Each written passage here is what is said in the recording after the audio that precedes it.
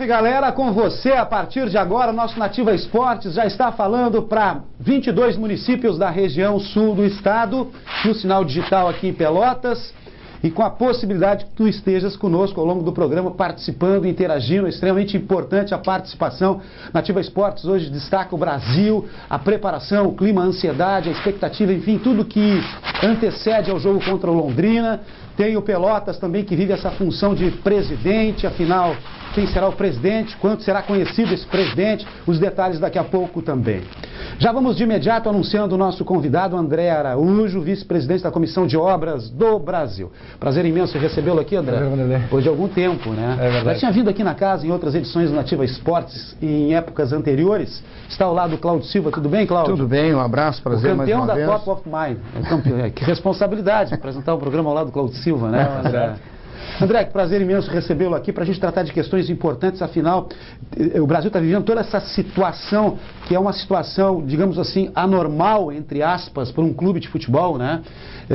O fato de estar retornando para casa, mas estar retornando para casa com a sua casa ainda não inteiramente em condições, né, de 100% para abrigar todo o torcedor que deveria estar lá já contra o Londrina. Como é que vocês estão vendo essa função toda de reta final para receber esse torcedor no estádio? Até tem muita gente reclamando, né, da situação de que colocou em dia a mensalidade, mas não vai poder ir ao jogo. Como é que vocês estão tratando essas questões, hein, André?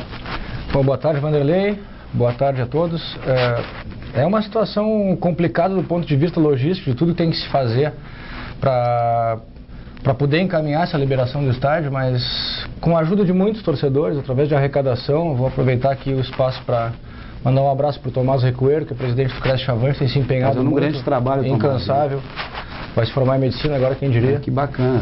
Já, né? Já. Opa, mas com a ajuda de pessoas como ele, de vários movimentos, várias fontes de arrecadação, a gente tem conseguido custear essa despesa, que não é pequena, a demolição da arquibancada, depois a construção do muro, a preparação do estádio para receber a vistoria dos bombeiros e da Brigada Militar. A gente tem uma condição agora de, com uma certa limitação, receber o nosso torcedor. A gente sabe que a forma como isso vai se dar, em função de só existir a capacidade para 5.190 torcedores, a incerteza a respeito da presença ou não da torcida do Londrina, a gente tem então uma dúvida em relação a como tudo vai funcionar durante o jogo. Então a gente tem agora esse jogo, infelizmente a gente não vai poder atender o interesse de todos, nem mesmo o interesse do Brasil, que apesar de ser obrigado a zelar pela segurança, e esse é o motivo principal, está deixando de arrecadar. Nós tivemos que na segunda-feira deixar de permitir o pagamento de mensalidade. Quer dizer, nós temos uma limitação. E precisando da mensalidade, né? Exatamente, com salário em atraso agora de 10 de junho, uma pequena parte ainda de maio para grande parte do grupo, mas a gente está trabalhando como pode, está fazendo o possível. A gente sabe que as críticas vão existir, mas para qualquer um que parar e pensar e se colocar no lugar do presidente ou da diretoria como um todo, vai ver que não existia outra alternativa. A questão de priorizar um ou outro, a gente tentou fazer o possível, mas não há condição de agradar a todos. Infelizmente, a nossa expectativa é que para o próximo jogo a situação seja diferente, a gente tem uma condição melhor. Agora, tu falou em 5.190. O Brasil trabalha com esse valor, com esse percentual total, ou fica resguardado alguns ingressos? Como é que faz? Nós temos em torno de 4.750 sócios que pagaram esses estão confirmados. No mês de junho, esses estão confirmados. Trabalhamos também com uma quebra, quer dizer, um percentual de mais ou menos 20% de sócios que não devam comparecer. Só que nós temos em contrapartida o acesso de crianças, que também é contado, é bom que se diga. A CBF e a Federação vão mandar fiscais para fiscalizar o número de pessoas que vão ter acesso, e aí entram os menores de 12 anos que não pagam ingresso, a gente não tem como ter esse controle. E também tem a questão da presença da torcida Londrina, que nós já mandamos ofício porque não foram cumpridos os prazos para informar. Já te dizer, legalmente eles não têm mais direito. Eles, pelo artigo 80 do Regulamento Geral, eles tinham até ontem para confirmar o número de pessoas que vêm a Pelotas e fazer o pagamento antecipado de ingresso. Eu conversei agora pela manhã com o presidente Noveleto, ele está de acordo com o que nós estamos imaginando, seguiu o regulamento, e agora, no início da tarde, vamos ter uma reunião com a Brigada Militar, justamente para confirmar, se for o caso, para que seja enviado um ofício e evitar que o torcedor do Londrina eventualmente se desloque até aqui. E quantos ingressos seriam para o Londrina? Aí nós não sabemos, nós temos um espaço para torcida visitante de 470 lugares, mais ou menos. Tá, se não vier, se for confirmado que eles não vêm, vocês podem utilizar esse espaço também para o torcedor do Brasil, realocar o torcedor que ficaria de pé atrás dos gols, também para colocaria o pessoal ali, tá bem. Também para manter essa margem de segurança. André, como identificar aquele torcedor que está com a mensalidade rigorosamente em dia, mas que não vai ao jogo, por exemplo? Na verdade, só vamos conseguir fazer isso a partir do próximo jogo contra o Madureira, através do check-in. Dessa vez não houve tempo hábil para isso, por quê? Porque nós tivemos a confirmação de que jogaríamos aqui no site na quinta-feira à noite da CBF, mas oficialmente à 1h de sexta. Então pedimos um levantamento. Não houve tempo. Pedimos um levantamento de sócios ativos na sexta-feira ao meio-dia e eram 3.200. E quando pedimos novamente na segunda-feira no meio da tarde, já passou para 4.700. Fomos obrigados imediatamente a trancar o recebimento de mensalidade. Para os próximos jogos não, vamos ter um tempo para todos esses que estão em dia fazerem o check-in durante uma semana, e aí vamos ter a certeza se 10, 20, 30% ou se todos irão ao jogo. E a gente vai conseguir, então, aí abrir espaço para aqueles que não tiveram condições. E como vai demorar para o Brasil voltar a jogar no Bento Freitas? O outro jogo vai ser daqui a 4 semanas, mais ou menos. Aí pode já ter arquibancada móvel? Qual é a ideia do Brasil? Não, a arquibancada móvel nós encaminhamos para o Comando Regional dos Bombeiros o recurso administrativo pela negativa daqui do Comando de Pelotas. Está aguardando análise. Nós fizemos, quer dizer, o comandante, o major de Rio Grande manteve contato com o nosso jurídico, pediu um laudo estrutural dessa arquibancada móvel, está sendo providenciado, vai ser enviado na segunda-feira. A partir daí deve existir a liberação, imagino eu. Porque aí vai haver tempo, né? Vocês não aí nós teríamos a condição. Tem que orçar isso. Já foi orçado, nós procuramos 8 empresas, acertamos com essa, o preço ainda era bem alto. Certo. Agora, em função do decurso de uma parte do campeonato, conseguimos reduzir bastante esse custo. É uma coisa viável para nós através da venda de ingresso ou mesmo recebimento de mensalidade. E a gente trabalha com a possibilidade de liberar a arquibancada móvel para o jogo contra o Guarani. Até porque também na arquibancada móvel tem que haver todo aquele laudo de vistoria de bombeiro, de brigada, tudo que existiu. E o torcedor entraria e entra e sai pela Juscelino, sem ter...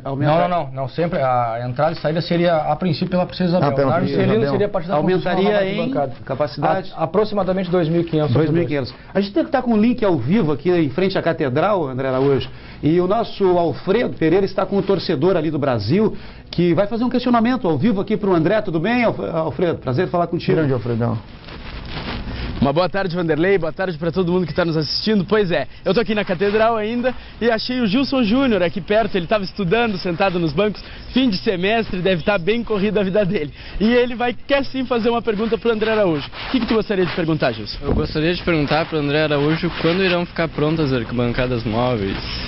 Então é essa a pergunta. André Araújo, Vanderlei, é com vocês aí do estúdio. Não tem bancadas móveis. O que nós acabamos de falar aqui.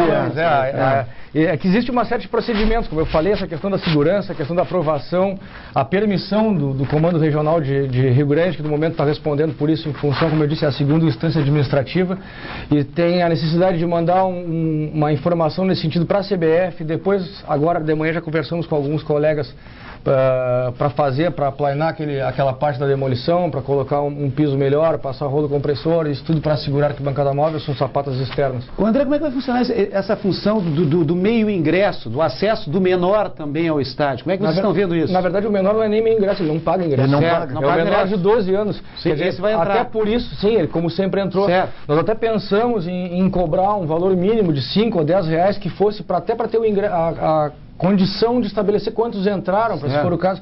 Porque, para vocês terem uma ideia, a informação que a gente tem aqui, tanto a federação quanto a CBF, são obrigados a fazer a fiscalização. Se nós passarmos de 5.190, o estádio automaticamente é interditado. Então nós precisamos ter esse cuidado pela segurança do torcedor. E, infelizmente, não vamos poder dar comodidade para grande parte deles. Mas o principal seria o acesso, voltar para casa, poder ver o jogo e tal. Mas a ideia é essa, tentar trabalhar dentro do que é possível da melhor forma. Agora, a pergunta que o torcedor tem feito, Vanderlei, até eu perguntar aqui para ele, na rua nos pergunta, eu vou te repassar agora. Isso tu vai confirmar ou não? Quando o Brasil vai ter a construção da arquibancada nova? Olha, ainda seria... Sai esse projeto? Sai. É precoce dizer quando. Nós temos 3 alternativas para a construção. Uma delas para arrecadar uma quantia um pouco menor, e a princípio seria suficiente para pagar a arquibancada da Juscelino, os 110 metros da Juscelino, naquele modelo de 16 degraus, com pé direito de 2,5. Uma segunda alternativa que teria uma condição de construir nas curvas torres também, o projeto mais ou menos esse, posso adiantar para vocês. E uma terceira ideia, que através da permuta que há muito tempo tem se falado, para fazer o estádio como um todo, o projeto já existe. Projeto total. Nós estamos providenciando uma maquete, inclusive, para o pessoal poder visualizar mais. Seria uma mini arena, pelo que a gente viu ali, né? Bem fechado. Ali, né? Bem fechado. Na verdade, o primeiro degrau ficaria rente à tela, né? Bem na tela. Então, eu poderia dizer para você assim, imagino que no... É viável, o torcedor quer saber. Sim, bem viável. Bem viável. Nós não estaríamos nos envolvendo tantas pessoas e durante tanto tempo num projeto que não fosse viável. E todas essas alternativas, essas obras, sem tirar o Brasil do seu estádio? Não, jogando? Nós vamos conseguir, como hoje isolamos a arquibancada. Vai fazendo isolando, caralho. Hoje a área da Juscelino está interditada, está isolada. Ali seria o primeiro ponto. A partir dali a gente vai fazendo isso em cada um dos outros setores. E a ideia é que pelo menos a arquibancada da Juscelino, talvez as torres das curvas, estejam prontas ainda durante o ano que vem. O torcedor não passaria atrás das goleiras, seria o limite. Dali não passaria para o até onde está liberado hoje, até as curvas. Até as curvas. Passaria por trás dos goleiros, mas iria até as curvas. Claro que com a limitação na goleira da Neto pela presença do torcedor visitante quando for o caso. E quanto tempo, vocês têm uma ideia de quanto tempo para construir essas arquibancadas? Para vocês terem uma ideia, a impressão que a gente tem, e por conversa com os responsáveis pela construção, para construir a arquibancada da Juscelino, o concreto pré-moldado, colocado, armado, a gente teria que fazer, claro, as barras de contenção, teria que fazer isolamento, colocação de portão, banheiros, tudo isso, mas todo esse processo mais ou menos em torno de 6 meses. Agora, o importante também é, nessa projeção de captação de recursos, é que a arquibancada móvel, por exemplo, ela vai permitir ao Brasil vender ingressos, o que automaticamente cria um fluxo de caixa e começa a zerar a questão de salários, principalmente, né, André? Na verdade, uma coisa bem simples, muita gente fala disso. Nós tínhamos uma programação de pagamento de salário dos jogadores, nós temos uma folha e 10 ou 15% na média atrasada. Sim. Qual é a situação que nós estaríamos hoje se não tivesse acontecido o incidente contra o Flamengo? Nós teríamos com a folha em dia. Nós gastamos exatamente R$250 mil nos jogos fora, em aluguel de estádio, em viagem, deslocamento, tudo que se gasta. Em Novo Hamburgo, cada jogo era R$29 mil. Em Rio Grande, contando com aluguel, em torno de R$30 mil. Aqui na Boca do Lobo, pagamos mais de R$100 mil. Então tem toda essa dificuldade. A programação estava feita, estava certa, estava tudo redondinho. Agora vem a questão do sócio, que a gente não tem a condição de colocar todos para dentro do estádio. Então isso tudo traz um problema. Mas com a arquibancada móvel, tudo melhora. A gente, claro, primeiro vai dar a prioridade para os sócios. E a partir do momento que se esgotar a intenção do sócio de participar do evento, do jogo, aí nós abriríamos para vender ingressos. Tá legal. André, para a gente encerrar então, eu acho que é importante passar essa mensagem para o torcedor do Brasil de muita paciência nesse momento, principalmente em se tratando desse jogo com Londrina, que tem um histórico aí, né, meio ruim, enfim. Tranquilidade, paciência, principalmente ao acesso ao estádio, não vai ser uma coisa muito simples, vai ser uma coisa minuciosa, né? Então vai ter que ter um pouco de tranquilidade e entender essa situação do torcedor do Brasil, né? Em primeiro lugar, para que o torcedor se dirija ao estádio com bastante antecedência para evitar, até porque a acomodação sentada é um pouco mais da metade, então para priorizar, até se for o caso, idosos, crianças, esse tipo de coisa. Ter paciência com a direção, está fazendo o que é possível dentro dos seus limites. Como eu falei no início, nós não vamos conseguir agradar a todos. Mas em relação ao jogo em si, é aquilo que nós temos falado, e vocês principalmente têm falado há bastante tempo. A gente vai decidir o jogo dentro do campo, não é fora. É ali que decide tudo. O torcedor vai ajudar a fazer com que o jogador resolva o jogo dentro de campo, mas através do incentivo, através do grito, da motivação, exatamente. A questão do Londrina, vem torcida, não vem torcida, a diretoria do Londrina, jogadores, é outra coisa. A gente tem que ir para o estádio, assim como a gente vem pensando desde agora, como qualquer outro adversário qualificado que a gente vai ter durante esse campeonato. E o problema agora, extracampo, seria algo terrível, seria uma tragédia. Não, e o André lembrou aqui, cinco fiscais vêm do Rio de Janeiro da CBF para fiscalizar aqui. Então o torcedor, mais uma vez, grite, vibre, xingue, o que quiser, mas não passa disso, não joga nada para dentro do campo, nem um simples copo plástico, aí vai dar problema para o Brasil não joga nunca mais no Bento Freitas. Para vocês terem uma ideia, nós tomamos uma multa porque um juiz levou uma cusparada num jogo. Tu vê só. E existe uma denúncia contra um outro clube, se não me engano, da Série B, de pena de 6 jogos, perda de 6 mandos de campo, em função de um copo plástico, mais ou menos como o nosso caso. Aconteceu com o Brasil aquela vez, né? André, muito obrigado pela tua Obrigado, entrevista. Sucesso nessa reunião. Beleza. Muito Você obrigado. pode ser o presidente do Brasil ou não, André? Com certeza não. Não? Nosso presidente está aí. Tá bem lá na obra, Tá também. muito bem. O pessoal fala muito. Pergunta, o pessoal André pergunta. Araújo, novo presidente do Não, Brasil, não. mas está aí a resposta do André.